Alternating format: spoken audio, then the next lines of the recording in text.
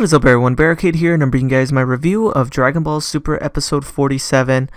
And wow, just wow. I'm just kind of speechless. Honestly, this episode is it was amazing. Like, it was just what we needed, a brand new arc.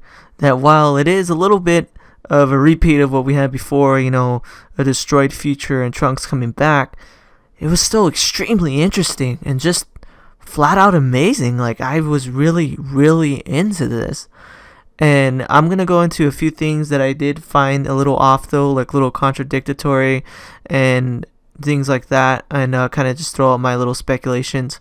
But I just want to say right now, though, this episode was amazing, and it was an awesome start for a new arc. Just flat out. Just going to say that right now. Just an amazing start for a new arc. It was cool to see Trunks again, the Trunks from the future that fought alongside Goku and Vegeta and them against Cell. It was awesome to see him again. I never thought we would. And we pretty much just see, that the whole world is completely destroyed. Pretty much worse than, what it originally was. With the androids, it was bad, but it still seemed like people were around and alive, and they, the world wasn't completely barren. But after Black's attack, it'll never be the same. It's just completely worse than what the androids ever hoped to be, pretty much. He made the androids look like, just weaklings in comparison. Obviously he's way stronger than them, but still, it was just really crazy to see that, after he defeated Cell, Trunks really helped to bring back the world where it should be. We saw the world being repaired, everything was good again, and Black just took a sledgehammer to it and just completely ruined it. And it was, real crazy to see. And one thing I was a little confused on is Bulma was working on making the energy for the time machine, and for some reason, from what it sounded like, maybe my translation, my version was wrong or something. Maybe someone can shed some light on it. But it seemed like Trunks hadn't seen his mom for over a year, which is kind of weird. So, like, what was he doing that whole time? Was he just, like, flying around fighting Black Goku and Evil Goku, whatever you want to title him as, and just kind of just surviving? Or I was kind of confused on that. But then, right when the episode starts, he runs into Bulma again.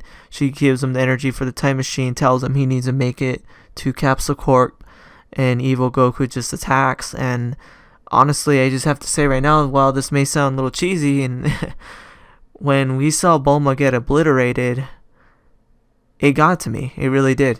It honestly did, and it actually made me tear up, because even though Bulma can be a really annoying character sometimes, she's awesome, and she's an amazing staple for the series.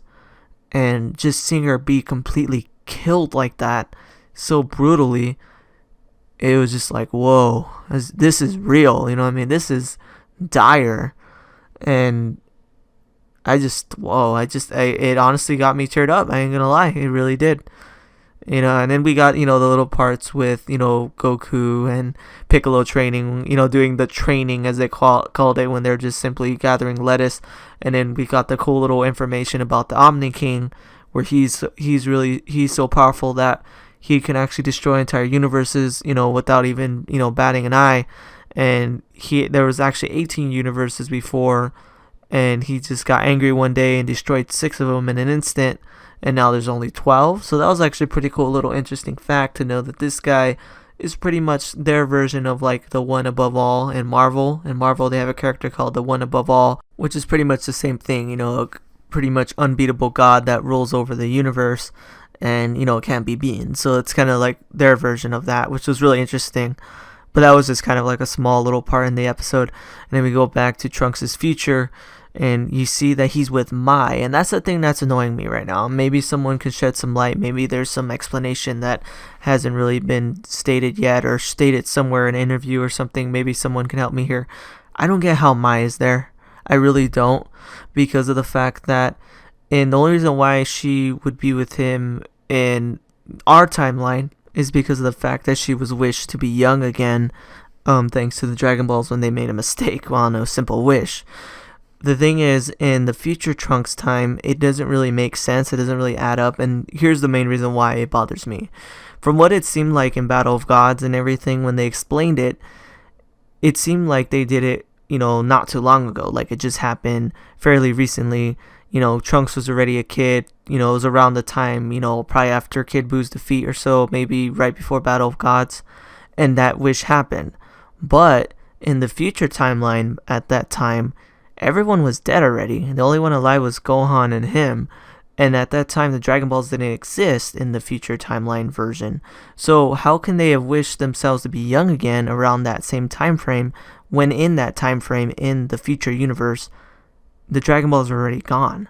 So that's where I'm kind of confused. That doesn't really make sense. Like I really hope they explain it. Like they maybe go a little more an explanation of that, because it doesn't make sense. Simply put, what I'm just saying is that in the future timeline, the Dragon Balls were already gone at the same time that they made the wish in the normal universe.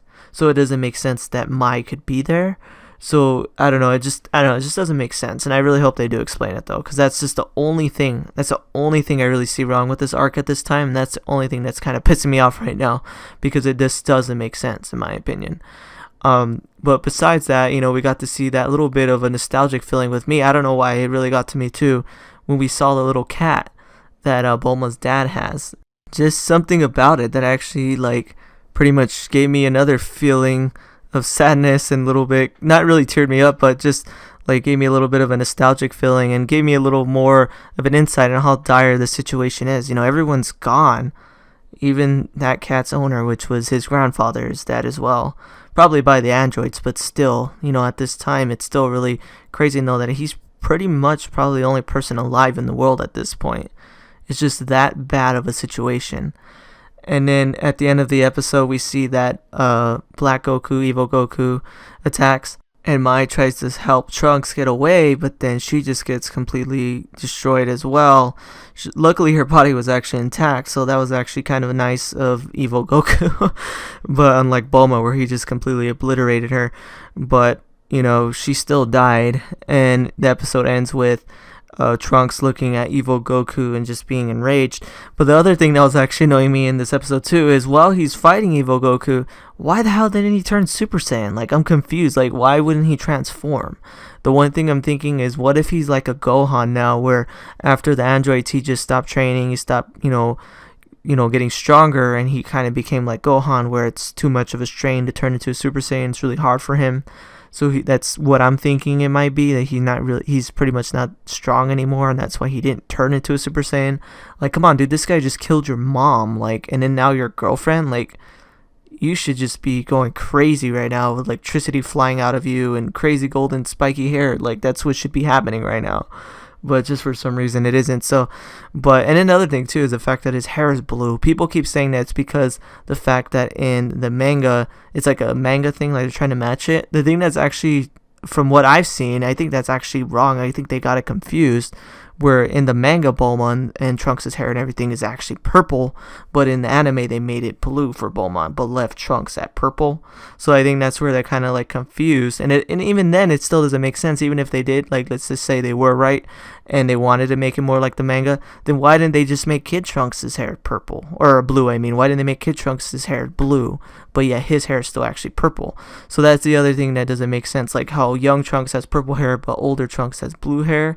That was also kind of just a weird contradiction and kind of confusing. But one thing I'm thinking is maybe it's a puberty thing. Maybe when they're little they have purple hair, but then when they grow up they get blue hair. I don't know. But overall, anyways, enough about hair. Overall, this episode was freaking awesome. An amazing start for the arc. The one thing that I really liked was that the art itself was amazing. It had really good art throughout the whole episode. While it wasn't groundbreaking, it was still really good and probably the best in Dragon Ball Super so far. And overall, probably one of the best episodes in the whole series so far. This episode was freaking amazing. I was just on the edge of my seat the whole time, just seeing how crazy the future is, seeing Evil Goku, and then the fact that at the end of the episode, even though it's a Japanese dub, we still hear Goku's voice say, this is the day you breathe your last breath, Saiyan. And it's what? Why would Goku say Saiyan? He's a Saiyan. I don't know. This whole thing is just blowing my mind right now. I'm just going crazy. Why are you calling Trunks a Saiyan when you're a Saiyan? Why are you evil?